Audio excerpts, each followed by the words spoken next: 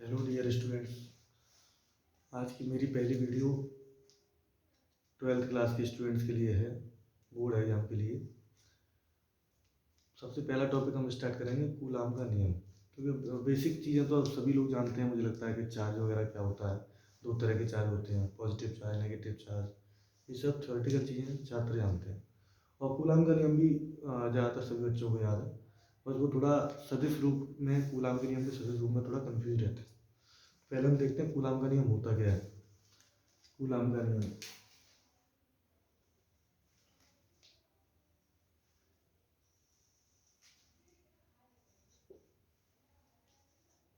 सबसे पहले तो हमें ये पता होना चाहिए बिंदु आवेश क्या होते हैं। जैसे यहाँ पे Q1 और Q2 बिंदु आवेश है। बिंदु आवेश जब बोलते हैं जब जो इनका जो साइड होता है, चार्जेस का, आवेश का जो साइड होता है, आकार होता है, वो उनके बीच की दूरी की तुलना में बहुत कम होता है, तब इनको आवेशों को बिंदु आवेश माना जाता है ना। तो बिंदु आवेशों के मध्य लगने वाला वैद्युत बल, जिसे हम बोलते हैं कूलाम बल, कूलाम बल भी नाम दिया गया है इसको। अगर इनके बीच की दूरी r दे रखी है तो कूलाम साहब ने एक नियम दिया कि दो बिंदु आवेशों के मध्य लगने वाला वैद्युत बल उन दोनों बलों के बीच की दूरी के वर्ग के व्युत्क्रमानुपाती होता है और आवेशों के गुणनफल के अंकमानुपाती होता है। अब इन दोनों नियमों को संयोजित कर दिया गया तो क्या प्राप्त होगा? F is proportional to Q1 Q2 upon R square. अब जब हम प्रोपोर्शनलिटी का साइन हटाते हैं तो यहाँ पर आता है F is equal to K Q1 Q2 upon R square. त्रिकोण द्वारा इस K की वैल्यू एप्सिलॉन 1/4 एप्सिलॉन 0 के बराबर आई। F बराबर इसकी जो वैल्यू आई प्रयोग द्वारा 1/4 epsilon 0 Q1 Q2 upon R square. यहाँ 1/4 एप्सिलॉन 0 जो होता है, इसका मान होता है 9 × 10⁹ और मात्रक इसका क्या होगा? मात्रक आप यहाँ पे बना सकते हैं, newton metre square, newton metre square प्रति कूलाम स्क्वायर, ये इसका मात्रक होता है। अच्छा, यहाँ एप्सिलॉन 0 क्या है? एप्सिलॉन 0 होती है निर्वात की वैद्युतशीलता, निर्वात की वैद्युतशीलता, इसको निर्वात की वैद्युतशीलता कहते हैं।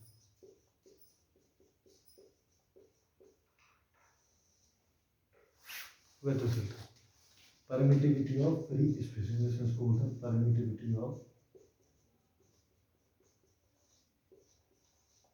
Free space.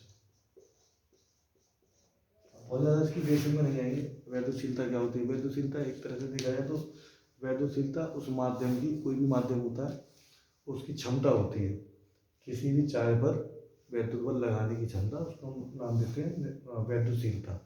तो निर्वात की वैद्युतशीलता ये एप्सिलॉन 0 होती है और इसका जो मान होता है एप्सिलॉन 0 का होता है 8.85 × 10⁻⁻12 और इसका जो मात्रक होता है वो बिल्कुल इसका अपोजिट, कूलाम स्क्वायर प्रति न्यूटन मीटर स्क्वायर, इसका मात्रक है।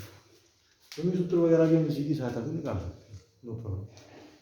अच्छा, ये तो निर्वात की वैद्युतशीलता है। अगर किसी माध्यम की वैद्युतशीलता हमें पता हो, जैसे मान लो वाटर है, जल, ये तो निर्वात के लिए है। कोई भी माध्यम हो सकता है, धातु है, तो उसके लिए हम क्या करेंगे? तो उसके लिए भी हमें वैद्युतशीलता जो है निकालनी पड़ती है। जैसे मान लो ये, मुझे लगता है कि सबको ये समझ में आया कूलाम का नियम क्या होता है। ये दो आवेशों के बीच की दूरी है, ठीक है।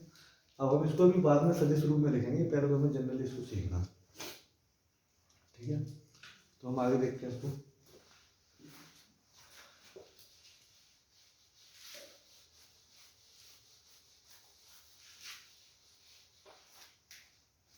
अगर किसी माध्यम की वैद्युतशीलता हमें ज्ञात हो,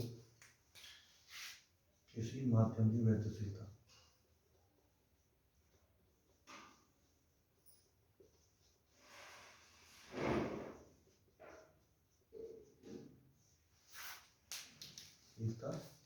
ये कितनी हो, इसको लिखते हैं हम एप्सिलॉन r से, एप्सिलॉन से, माध्यम की गतिशीलता को हम एप्सिलॉन से लिखते हैं। तो अगर हम इसकी तुलना जो है एप्सिलॉन 0 से करते हैं तो हम उसको बोलते हैं आपेक्षिक वैद्युतशीलता, आपेक्षिक वैद्युतशीलता।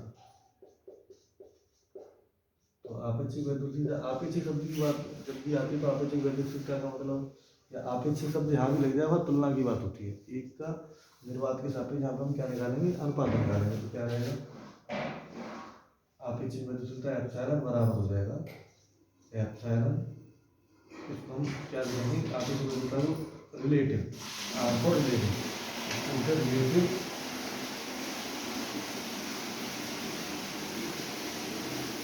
परमिटिविटी। तो ये रहेगा एप्सिलॉन अपॉन एप्सिलॉन 0। इसका मतलब यहाँ से एप्सिलॉन जो मिलेगा, या एप्सिलॉन आर को हम के भी लिख सकते हैं, जैसे बोलते हैं परावर्तन, इसका एक और नाम होता है जिसे हम बोलते हैं परावर्तन। इसको परावर्तन भी कहते हैं, परावर्तन, डाइइलेक्ट्रिक कांस्टेंट, डाइइलेक्ट्रिक कांस्टेंट, इसको परावर्तन भी बोलते हैं। और इसको हम एप्सिलॉन ए आर या के भी लिखते हैं, तो के और epsilon R equal to epsilon upon epsilon 0। यहाँ से हम एप्सिलॉन की वैल्यू निकाल सकते हैं। एप्सिलॉन की वैल्यू क्या जाएगी, एप्सिलॉन की वैल्यू आएगी एप्सिलॉन आर या के इक्वल टू बोल सकते हैं, के और epsilon equal to epsilon R epsilon 0। ये वैल्यू इसकी हमें मिलती है। ठीक है, तो यहाँ पे हो गया कि और एप्सिलॉन आर की वैल्यू आ गई, तो यहाँ पे एप्सिलॉन का मान मिलेगा एप्सिलॉन आर एप्सिलॉन 0, या हम इसको लिख सकते हैं एप्सिलॉन इज इक्वल टू के एप्सिलॉन 0। तो ये परावर्तता में होता है, इसकी कुछ चीज़ों के लिए वैल्यू हमें पता होना चाहिए, बाकी सबकी कोई जरूरत नहीं होती। जैसे जल है, जल के लिए के बराबर जो होता है, जल के लिए के बराबर 80 होता है, और निर्वात के लिए के बराबर 1 होता है, और धातुओं के लिए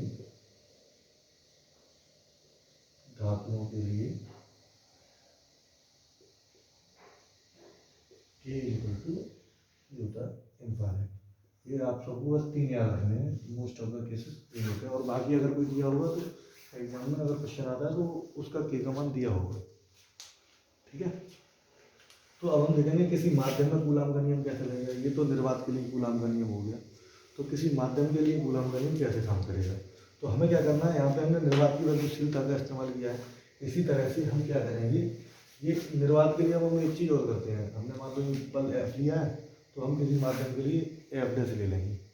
तो माध्यम के लिए जो बल होगा वो कितना हो जाएगा, आप लोग इसको नोट कर सकते हैं, कोई दिक्कत नहीं है, स्क्रीनशॉट ले सकते हैं।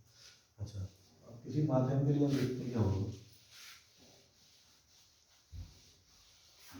किसी माध्यम के लिए अगर कूलाम का नियम लगाएंगे तो हो जाएगा F dash is equal to 1/4 pi. अब एप्सिलॉन नहीं लेंगे, एप्सिलॉन लेंगे, तो एप्सिलॉन 0 नहीं लेंगे, तो ये हो जाएगा Q1 Q2 upon R square. अगर देख रहे हैं आप, एप्सिलॉन की जो वैल्यू है वो एप्सिलॉन आर इंटू एप्सिलॉन 0 है। ठीक है, एप्सिलॉन की वैल्यू कितनी है, एप्सिलॉन आर इंटू एप्सिलॉन 0, या फिर हम बोलते हैं कि एप्सिलॉन 0। तो ये हो जाएगा F dash is equal to 1/4 pi के epsilon 0 Q1 Q2 upon R square. ठीक है, तो यहाँ से अगर हम देखें तो पहली जो पी वाली value 1/4 pi epsilon 0 Q1 Q2 upon R square, ये निर्वात के लिए बल है, वही वैल्यू है। तो इसका मतलब ये होगा कि एफ डैश की जो वैल्यू हुई वो एफ अपॉन के की इक्वल आएगी, क्योंकि यहाँ पे केवल एक टर्म एक्स्ट्रा है, बोलते हैं के परावर्तन। तो यहाँ से क्लियर हुआ कि अगर किसी परावर्तित माध्यम में हम दो आवेशों के मध्य बल की गणना करते हैं तो वो उस माध्यम के परावर्तन का 1/k गुना हो जाएगा, पूरा 1/k गुना कर देंगे उसको। इससे हम डायरेक्टली भी क्वेश्चन आते हैं, डायरेक्ट क्वेश्चन इसको कर सकते हैं। जैसे मान लो 2 बिंदु आवेश के मध्य निर्वात में लगने वाला बल 100 न्यूटन है, तो जल के मध्य अगर वो आवेश स्थिर हो तो स्थित हो तो उनके मध्य बल कितना लगेगा, तो 100/80 हो जाएगा। ठीक है, बल का मान क्या हो जाएगा, कम हो जाएगा। आकर्षण का बल होगा तब भी कम हो जाएगा, प्रतिकर्षण लगा होगा तब भी कम होगा, क्योंकि इसके दोनों नेचर होते हैं। पॉजिटिव चार्ज होंगे तो रिपल्सन, नेगेटिव चार्ज होंगे तो रिपल्सन, लेकिन पॉजिटिव नेगेटिव होंगे तो अट्रैक्शन, क्योंकि इसकी दोनों नेचर होते हैं पूरा फ्लोर। अब हम इसका सदिश रूप देखेंगे कि सदिश रूप इसका क्या होता है, क्योंकि बच्चे सदिश रूप में बहुत ज़्यादा कंफ्यूजन में रहते हैं। ये सदिश रूप हम कैसे प्राप्त करें, और ये सदिश रूप जो है कई सारी बुक्स में अलग अलग तरीके से लिखा हुआ है, लेकिन उसका मतलब सेम होता है। देखते हैं सदिश रूप कैसे लिखते हैं। आप चाहो तो इसको नोट कर लो एक बार, स्क्रीन शॉट ले सकते हैं। मैंने बुक में लिखा हुआ है, सभी लोगों ने नोट्स वगैरह में अपने लिख रखा है, ये तो बस एक रिवीजन के लिए है पूरा। तो हम पढ़ेंगे कूलाम के नियम का सदिश रूप।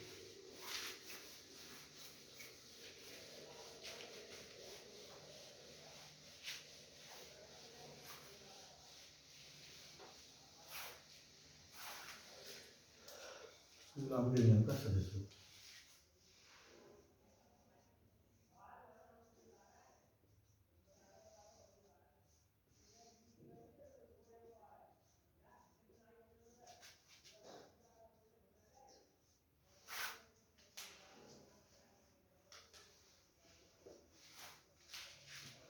Vector form of coulomb, vector form of coulombs law.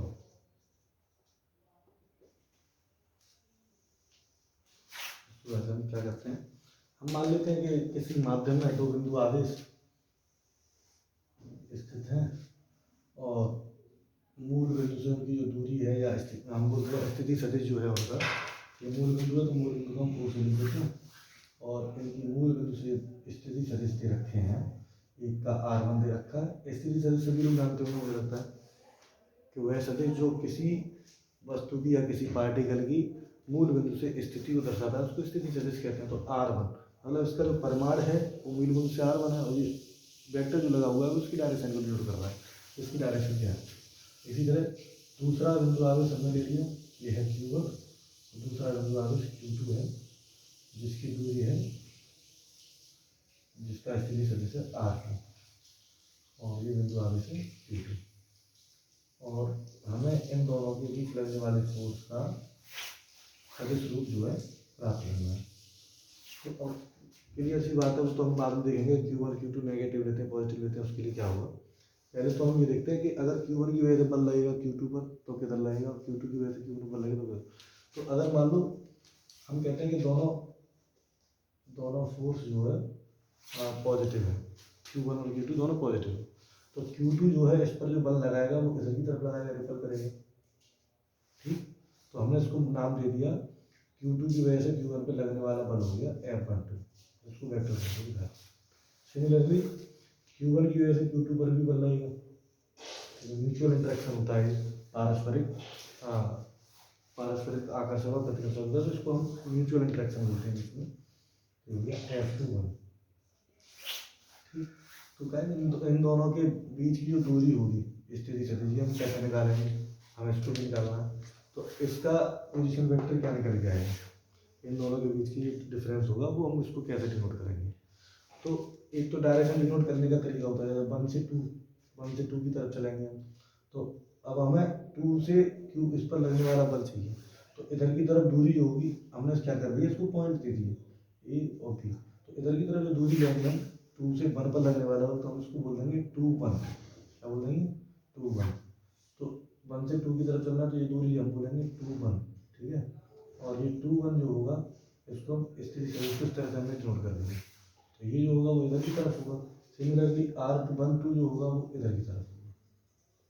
अब R21 की वैल्यू और R12 की वैल्यू कितनी होगी उसको हम इस तरह से डिनोट करते हैं। जैसे हमें मान लो क्या निकालना है, BA निकालना है पहले, तो BA कितना होगा, BA इक्वल टू होगा OA माइनस OB, ठीक है। तो BA बराबर कितना हो जाएगा, BA बराबर हो जाएगा OA का मतलब R1 माइनस R2, और BA को हम किससे डिनोट करेंगे, BA को डिनोट करेंगे R21।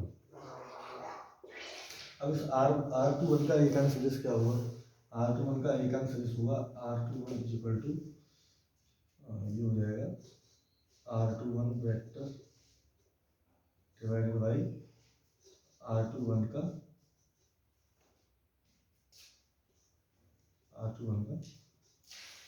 परिमाण। ठीक है, तो ये इसका एकांक सदिश का फॉर्मूला होता है, वेक्टर अपॉन वेक्टर का मैग्नीट्यूड। तो हम इसको R21 को तो क्या लिख सकते हैं, R21 लिखा हुआ है, तो ये हो जाएगा, हम इसको इस तरह से भी लिख सकते हैं R1 माइनस R2, ये तरीका होता है, अपॉन R1 माइनस R2, ये तरीका हम इसके लिए। सिमिलरली हम क्या करेंगे, ए बी की वैल्यू फाइंड आउट करेंगे और ए बी इक्वल टू हो जाएगा R12 और R12 को हम लिख सकते हैं R2 माइनस R1, और जो R12 आ जाएगा क्या, वो आ जाएगा R12 upon mod of R12, और इसको हम इस तरह से लिख सकते हैं R1 minus R2 divided by R1 minus R2। Okay, अब हम इन दोनों आवेशों के मध्य लगने वाली बड़ी घटना लेंगे। तो पहले सबसे पहले तो आपको ये इनके बीच में जो दूरी है, डिस्टेंस है, उसको वेक्टर फॉर्म में लिख लेना और सही से डिनोट करेगा। एनसीईआरटी की बुक में ये जो है इसको 2 से 1 टू लिया है, तो वो कोई दिक्कत वाली बात नहीं है, अपना अपना तरीका होता है डिनोट करने का, कोई इसमें कन्फ्यूजन वाली बात नहीं होनी चाहिए। आपको खुद पता होना चाहिए कि हमने इसमें यहाँ पे क्या लिया, और कुछ नहीं। तो सबसे पहले हम 1 पर 2 की वजह से लगने वाले बल को निकालेंगे। पहले आप इस पर, मुझे लगता है सबने नोट कर लिया होगा ठीक से। ठीक है, तो 1 पे 2 की वजह से लगने वाला बल पहले हम फाइंड आउट करेंगे। ओके,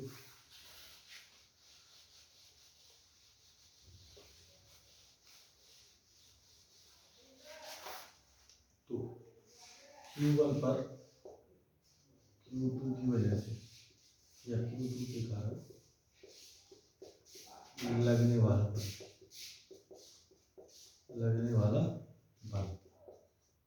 कितना हो जाएगा, F12, मतलब सब 1 पर 2 की वजह से लगेगा, तो उसको लिखा है ना 1 2।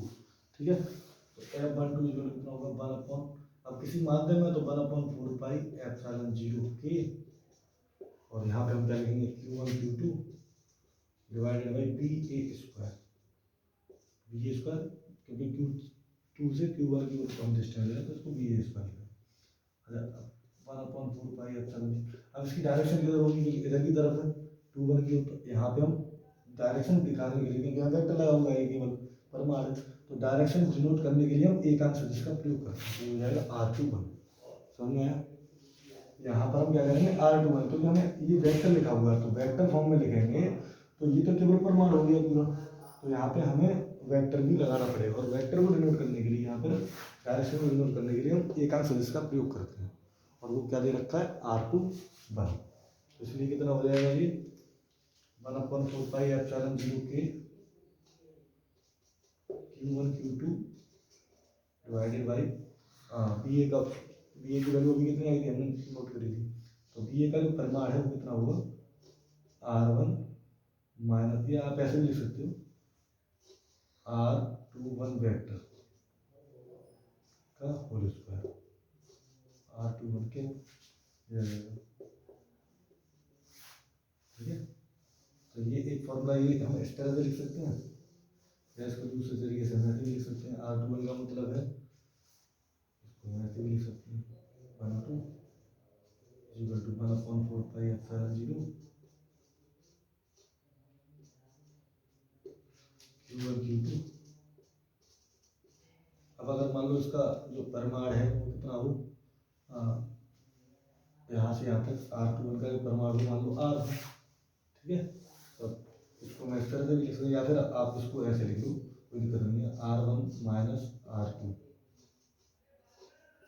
का होल स्क्वायर और R2, आप इस तरह से इसको लिख सकते हैं, ये आ गया F12 का मान। सिमिलरली अब हम क्या कर सकते हैं, सिमिलरली हम मतलब इसी तरह से F21 का मान लगा देते हैं और F21 कितना आ जाएगा, F21 इक्वल टू, मैं ये सारे स्टेप कैंसिल कर रहा हूँ, बस डायरेक्ट इसको लिख रहा हूँ। इसी तरह से हम इसको फाइंड आउट करेंगे, 1/4 पाई एप्सिलॉन 0 के Q1 Q2 divided by R2 minus R1। एक मिनट, हाँ सही, R2 माइनस R1 का होल स्क्वायर R1 2। अब देखिए पूरा फॉर्मूला जो मैग्नीट्यूड होगा, जो दोनों के बीच की जो डिस्टेंस है वो तो इक्वल होगी। तो R1 माइनस R2 का मोड हम परमाड ले लें, चाहे R2 माइनस R1 का परमाड ले लें, दोनों का जो मान होगा वो समान होगा। लेकिन R21 और R12 जो है ये कंसिडर इन दोनों की डायरेक्शन अलग होगी, इसलिए हम इसको ऐसे लिख सकते हैं,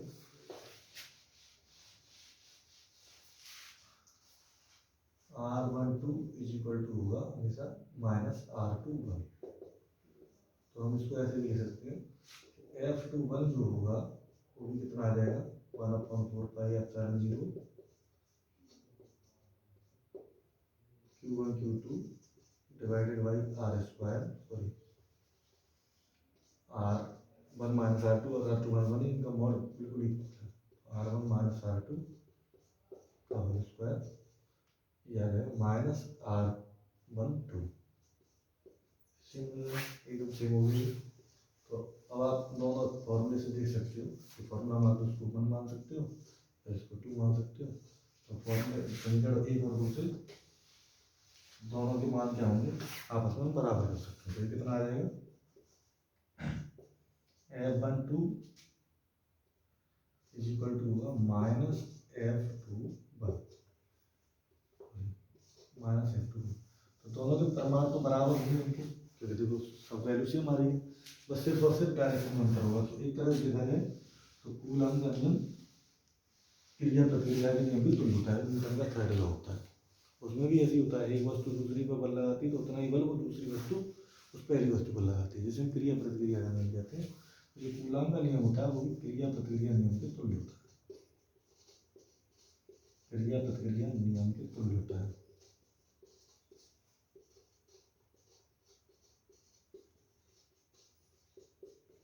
मुझे लगता है सबको समझ में आ गया होगा कि कूलॉम के नियम का सदिश रूप हम कैसे निकालते हैं। ऐसे ही मोर देन 2 चार्जेस हो, मतलब 2 से अधिक निकाय हो, निकाय में अगर 2 से अधिक आवेश हो तो उसके लिए क्या करेंगे, तो 2 से अधिक आवेशों के लिए भी हम सिमिलर प्रोसेस करेंगे, उसमें कुछ नहीं करना है। उसके लिए क्या करना होता है, अध्यारोपण घटक लगता है और सबको हम जोड़ देते हैं, उसको हम अगले लेक्चर में आपको समझा देंगे, ठीक है। जब इसके कूलॉम के नियम के अनुप्रयोग वगैरह करेंगे, न्यूमेरिकल करेंगे, तभी उससे पहले हम आपको अगले वीडियो में कूलॉम का नियम कैसे अप्लाई होगा, जब 2 से अधिक निकाय होंगे तब कैसे काम करेगा। तो ये तो केवल 2 आवेशों के लिए काम करता है, तो इसके लिए हमें कूलॉम का नियम यूज तो करना है, लेकिन 2 आवेशों के लिए ही हम यूज कर सकते हैं, इसलिए अध्यारोपण के सिद्धांत का प्रयोग करना पड़ेगा, जो हम आपको अगले वीडियो लेक्चर में देंगे। ओके, धन्यवाद।